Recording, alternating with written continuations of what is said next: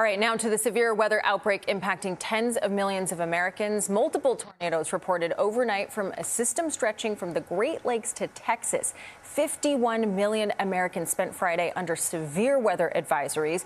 Now, this morning, communities across the Midwest and Central Plains have begun the cleanup process, and it comes after several days of severe weather. On Wednesday, a 41-year-old man was killed by a lightning strike in Wisconsin. That marks the first lightning-related death in the U.S. this year.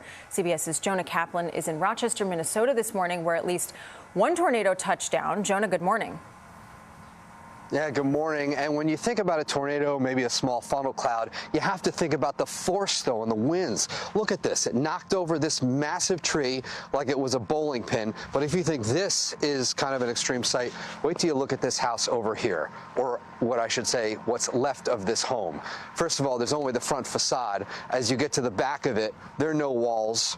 There's nothing in between. You just see all of this mess, this debris. And this is why even when the storm has passed, the disaster is still very much in the present. And this is just one scene here in the Midwest after it's been a very long week of severe weather in the Midwest. As a shower of hail pelted Minneapolis, a funnel cloud formed about 90 miles south in Rochester, Minnesota. And this was the result. They say it sounds like a freight train, and it did. David Vetch was at work when he saw the tornado approaching his 89-year-old father's house. And we stepped out on the loading dock, and holy smokes, there was one coming right at us. And the boys ran in the building. I jumped down over the bank and hung on to a few evergreen trees, and the edge of the tornado must have went where we were. And then the main part of the tornado hit Dad's house. While the house took extensive damage, Vetch is thankful his dad wasn't hurt. Hundreds of miles away in Lena, Illinois, you could see the moment a tornado wiped out power. The electricity went out, and I took the dog and went down in the basement in the shower, and I heard a big old crash, and I thought, well, there goes, there goes the roof. But it wasn't. It was obviously this. Authorities in Lena called the damage extensive, but said there were no deaths or serious injuries. We're getting rain right now, and we're seeing a lot of flow on the roads, too, so flash flooding is also a risk. A twister touched down in suburban Kansas City, too, shredding houses and knocking out power.